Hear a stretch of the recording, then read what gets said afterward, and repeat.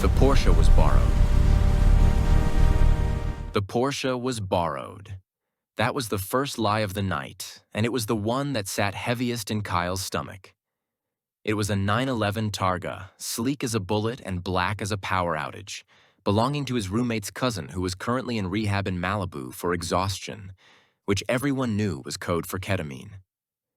Kyle adjusted the rearview mirror, not to check traffic. There was no traffic on Blue Jay Way at 11 p.m. on a Tuesday, but to check his eyes. They looked tired. They looked like they wanted something too badly. He practiced a smile in the glass. It was a gold-dipped smile, practiced in bathroom mirrors and tinted windows, designed to hide the fact that his rent was 2 weeks late and his soul felt like it had been run through a paper shredder. "Show up late, leave early," he whispered to the dashboard, repeating the mantra of the zip code. "Pretend you fit in." The engine purred, a mechanical feline growl as he crested the hill. Below him, the grid of Los Angeles sprawled out like a spilled circuit board, shimmering with a billion indifferent lights. It was beautiful, in the way a forest fire is beautiful. From up here, you couldn't smell the urine on the Santa Monica sidewalks or see the desperation in the eyes of the waiter at the Ivy. From up here, it was just neon reflections and stardust. He pulled up to the gate of the glass box mansion clinging to the side of the canyon. A valet with dead eyes and a vest that fit too tightly opened his door. Kyle tossed him the keys with a casual disdain he didn't feel. "Careful with the clutch," Kyle said.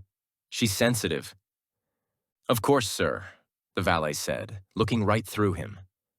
The valet knew. They always knew.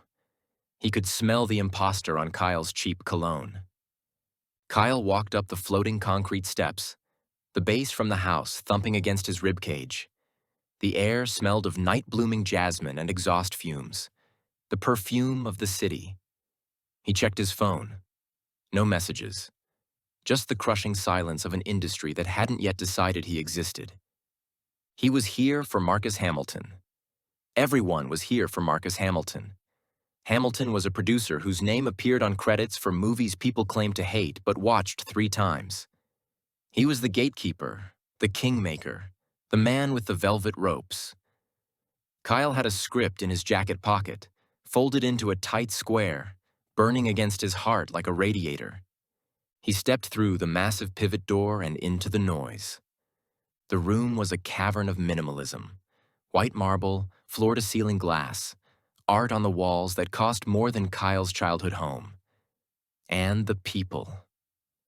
God, the people. They were a sea of flawless skin and vacant eyes. Women in dresses that defied physics. Men in suits cut so sharp they could draw blood. Everyone was somebody, but nobody knew who anyone really was. It was a masquerade where the masks were faces surgically altered to look like Instagram filters. Kyle navigated the crowd, grabbing a flute of champagne from a passing tray. He took a sip. It was crisp, cold, and tasted like money.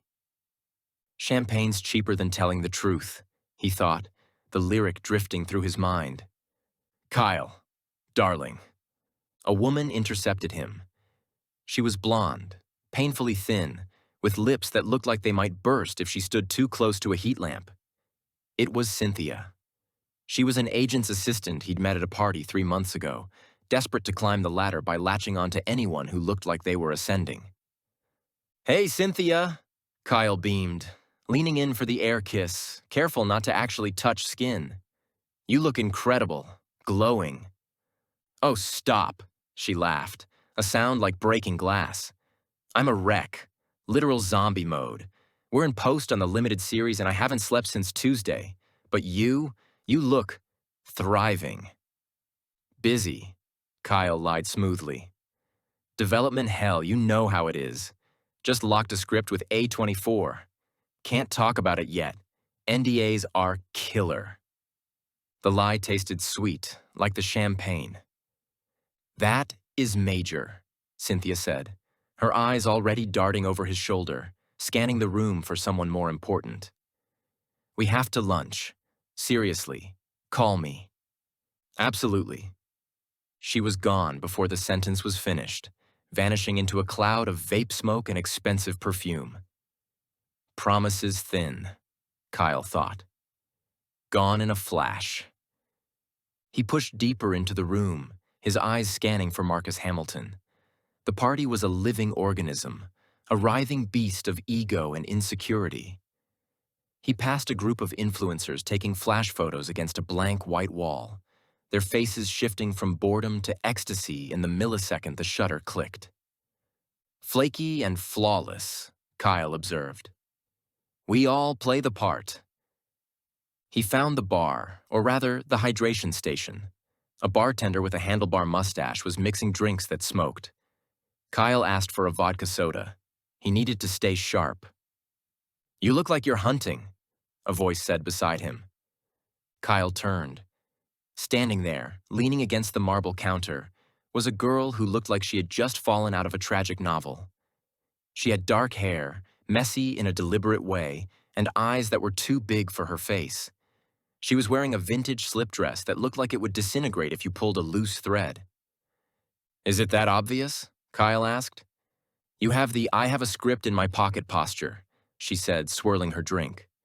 Shoulders tight, eyes scanning the horizon, one hand protectively near the chest.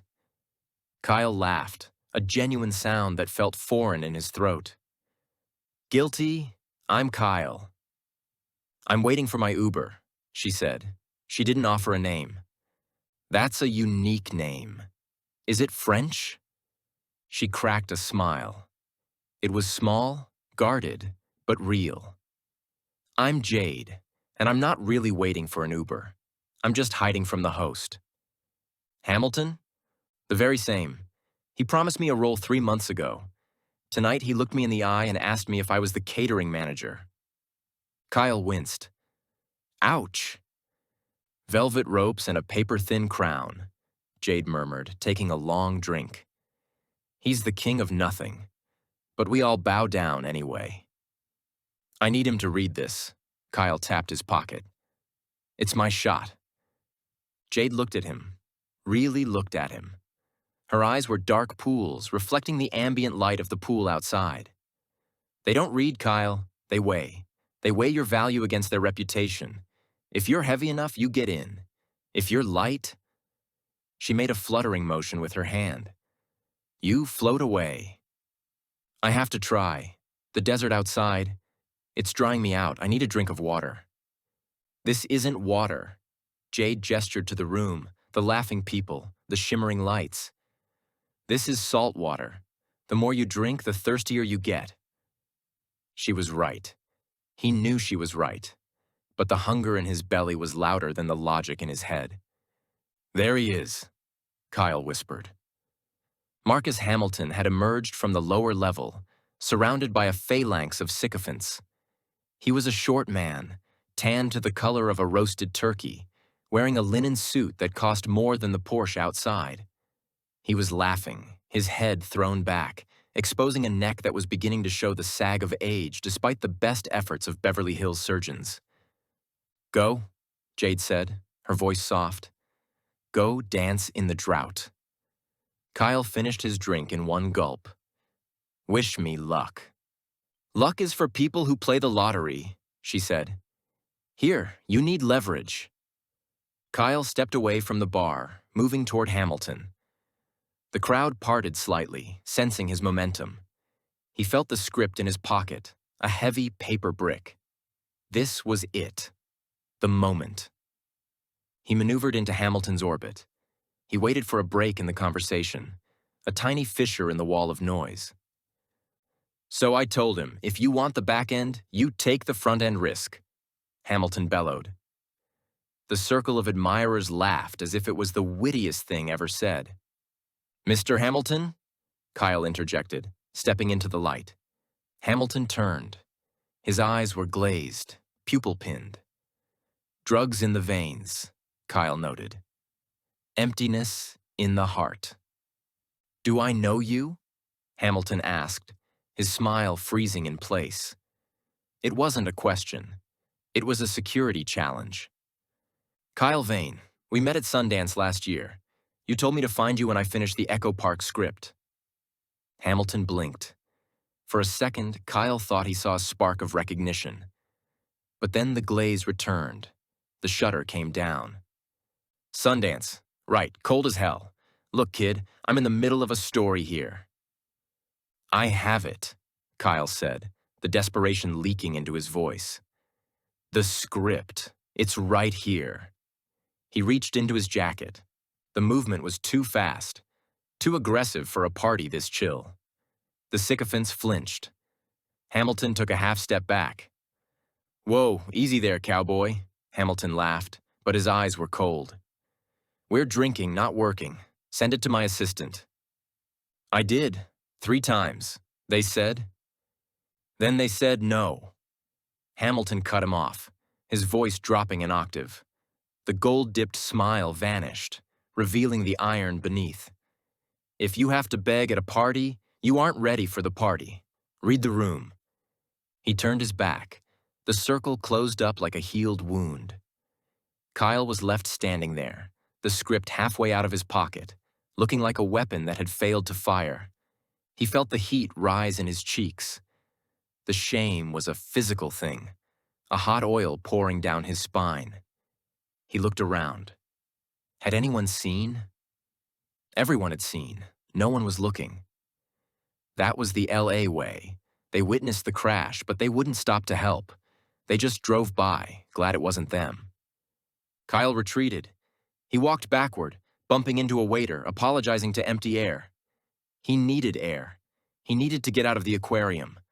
He found the sliding glass doors and stumbled out onto the terrace. The air was cooler here, but dry. The Santa Ana winds were blowing, carrying the scent of sage and dust from the desert that surrounded the city. The desert that was always waiting to reclaim the oasis. He leaned over the glass railing, staring down at the city lights. They didn't look like stardust anymore. They looked like embers. A fire waiting to burn out. Did he weigh you? Jade was there, sitting on a chaise lounge in the shadows, smoking a cigarette that smelled like cloves. He didn't even pick up the scale, Kyle said, his voice hollow. I told you, she said, exhaling a plume of smoke that vanished instantly in the wind. Whispers like smoke. They circle around, then they vanish. Kyle sat down on the edge of the chaise. He felt exhausted, a bone-deep weariness that sleep wouldn't fix. I don't know why I do this. I don't even like these people. You do it because you think there's a finish line, Jade said. You think if you run fast enough, you'll catch the mechanical rabbit. But the track is a circle, Kyle. She handed him the cigarette. He took a drag. The nicotine hit his head like a hammer. So what do we do? Kyle asked. Just keep dancing? We survive, Jade said. We cover the scars with a laugh. We trade our souls for another night's spin. She looked at him, her eyes softening.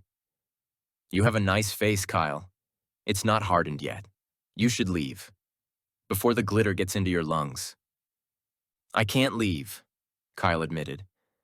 I have nowhere else to go. This city, it's an addiction. Drugs in the veins, she whispered the lyrics like a prayer. Suddenly, a commotion erupted inside. Glass breaking. Screams. Not the happy screams of a party, but the sharp, jagged screams of panic. Kyle and Jade stood up. Through the glass walls, they saw the circle around Marcus Hamilton shatter. People were backing away. Hamilton was on the floor. He was convulsing. Oh, God, Kyle said. Every high fades, Jade said, her voice devoid of surprise. Every face is proof. They watched as the paramedics were called. They watched as the guests, the beautiful, flawless guests, did the unthinkable. They didn't help. They didn't kneel. They grabbed their purses. They grabbed their phones. They scattered like cockroaches when the kitchen light snaps on. Show up late, leave early, Kyle thought. Especially when the body drops. We should go, Jade said, before the cops come. They'll ask questions nobody wants to answer. We can't just leave him. Look around, Kyle. Everyone is leaving him. He's dead weight now.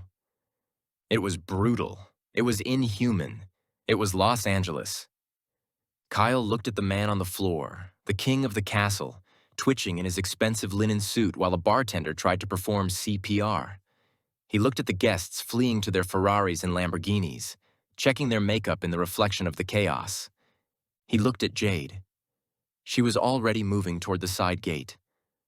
He followed her. They walked down the driveway, past the line of cars waiting for valets who were overwhelmed. Kyle found the key to the Targa in his pocket. I have a car, he said. Is it yours? Jade asked. Does it matter? No. She smiled, a sad, knowing smile. Nothing matters here. That's the freedom. They got into the Porsche. Kyle fired the engine. The roar was loud in the quiet canyon. He didn't look back at the mansion. He didn't look back at the flashing lights of the ambulance climbing the hill. He drove fast, down the winding roads, past the hedges that hid the secrets of the rich. Jade put her hand out the window, riding the wind. Where are we going? She asked. Nowhere, Kyle said. Just driving. Good, she said. The stars look fake against the city sky anyway. Kyle looked up. She was right. The sky was a hazy purple, the stars drowned out by the light pollution. 1,000 broken angels, he thought. He turned onto Sunset Boulevard. The strip was alive. Tourists, hookers, dreamers, failures, all dancing in the drought. The adrenaline that had fueled their escape began to curdle into a jittery chemical anxiety as they hit the gridlock of Hollywood. Even at midnight, the boulevard was a clogged artery. The red taillights stretched out like a string of infected rubies. Kyle downshifted, the Porsche jerking slightly. He wasn't used to a car that demanded to be driven. He was used to cars that just coasted. Beside him, Jade had stopped smiling. She was staring at her reflection in the side mirror, scrubbing at her cheek with her thumb. What are you doing? Kyle asked. Taking off the gold, she muttered. It itches. She wiped away a streak of expensive highlighter, leaving a smudge of raw, pale skin beneath. Pull over there. She pointed a chipped fingernail toward a neon sign flickering with an ominous electrical buzz. The Blue Palm. It wasn't the kind of place people like Marcus Hamilton went. It was the kind of place where people like Marcus Hamilton ended up 20 years after their luck ran out. Kyle steered the pristine German machine into a lot filled with dented Hondas and trucks with primer gray hoods. The contrast was violent. The Porsche looked like a spaceship that had crash-landed in a junkyard. Why here? Kyle asked, killing the engine. Because the champagne gave me a headache, Jade said, opening her door, and I need tequila to burn out the taste of that house. They walked inside. The air was thick, a physical wall of stale beer, bleach, and decades of regret. The lighting was red and dim, designed to hide stains on the carpet and the age in the patrons' faces. They found a booth in the back, the vinyl cracked and taped over with duct tape, silver scars on red leather. 2 shots of Cuervo, Jade told the waitress, a woman who looked like she had seen every lie Los Angeles had ever told. And keep them coming until we tell you to stop, or until we run out of money, whichever comes first. Probably the money, Kyle said, checking his wallet. He had $40 and a maxed-out credit card. Then we drink fast. When the drinks arrived, Jade didn't wait. She licked the skin between her thumb and forefinger, shook salt onto it, and downed the shot. She sucked a lime wedge with a ferocity that made Kyle blink. Salt on the rim, she exhaled, slamming the glass down. Cover scars with a laugh. Isn't that what the song says? You know the song? Everyone knows the song, Kyle. We're living in the music video, low budget, high concept. Kyle took his shot. It burned. It was cheap and harsh, a world away from the smooth, icy vodka at the mansion. It grounded him. "You think he's dead?" Kyle asked, the question that had been rotting in his throat for the last 20 minutes. Jade shrugged, picking at the label of a beer bottle left by a previous patron. "Hamilton? Maybe. Maybe just a stroke. Maybe he just saw the devil and fainted.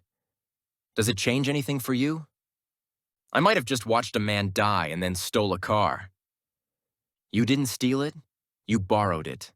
And he isn't a man, Kyle. He's a corporation in a linen suit. If he dies, the board of directors will just appoint a new CEO of Bullshit Inc." She looked at him, her eyes sharp in the red light. "Don't waste your pity. He wouldn't waste his on you. He didn't even read your script." "He didn't have time."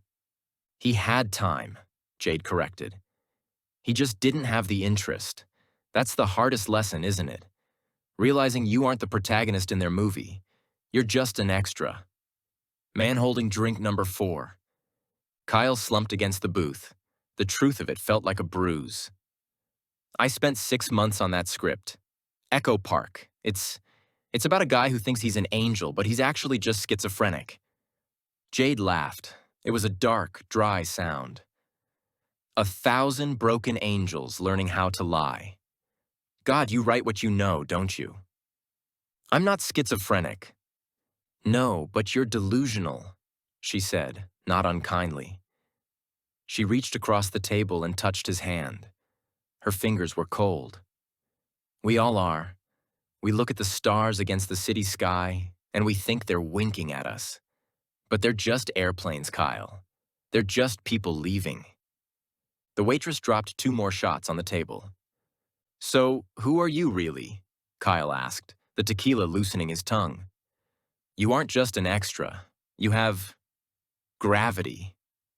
Jade swirled her glass. "Me? I'm the ghost of Christmas future. I'm you in 5 years if you don't go home." "Home? Where's home?" "Ohio," she said. "Or Pennsylvania. Or wherever you came from where people still look you in the eye when they talk to you." "Wisconsin," Kyle admitted.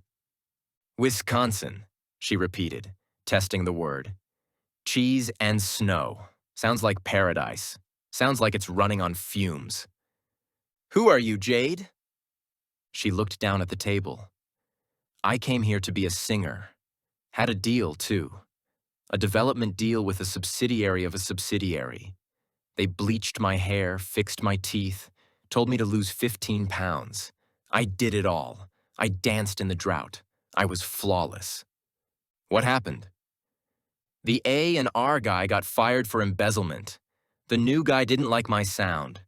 Dropped me via email on a Tuesday morning while I was eating oatmeal." She raised her glass. "To the industry." "To the industry." Kyle clinked his glass against hers. They drank. The warmth spread through Kyle's chest, numbing the panic about the car, the producer, the rent. For a moment, in the red haze of the dive bar, he felt a strange sense of peace. He wasn't alone in the desert. He had found another thirsty heart. "You know," Kyle said, "we could just keep driving. Take the Porsche. Go to Vegas. Go to Mexico." Jade looked at him, and for a second, he saw a flicker of hope. A tiny, dangerous spark. But then she blew it out with a sigh. "And do what? Sell the car for parts? Live on tacos and fear?" She shook her head. "No, Kyle. The desert wins. It always wins. You can't outrun the geography of this place." She slid out of the booth. She stood up, swaying slightly, looking like a ruined queen in her slip dress. "Where are you going?" Kyle panicked. "I'm leaving early," she said, "before the magic wears off completely and I start crying. I hate crying in public. It ruins the brand." "Wait, can I drop you off?" "No," she said firmly. "I want to walk. I need to feel the concrete under my feet. I need to remember that the ground is hard." She leaned down and kissed him on the cheek. Her lips were dry and tasted of salt and lime. "Go back to Wisconsin, Kyle," she whispered in his ear. "Take the script, burn it, and go back to the snow. Don't let the glitter get into your bloodstream. It turns into glass." And then she was gone. Kyle sat alone in the booth. The red vinyl was warm where she had been sitting. He looked at the empty shot glass. He looked at the door. He should chase her. That's what they did in the movies. The hero ran out into the rain, or the Santa Ana winds, and grabbed the girl and promised her that they could make it. But Kyle didn't move. He sat there, paralyzed by the weight of the half-paid desire. He knew she was right. He knew he should go home. But he also knew he wouldn't. He picked up the check. $40. Exactly what he had. He left the cash on the table, not leaving a tip. He walked out into the night. The Porsche was still there, gleaming under the street lamp like a dark promise. He got in. The leather smelled like him now. Sweat and cheap cologne. He started the engine. He didn't turn toward the freeway that led east, toward the snow and the sanity of Wisconsin. He turned the wheel west, toward the ocean, toward the edge of the continent. He turned the radio back on. The same song was playing, on a loop, a haunting anthem for the city of lost angels. Glowing for a moment, then the glow expires. Kyle drove into the dark, the neon reflections dancing on the hood of the borrowed car, a man with a stolen crown driving deeper into the drought.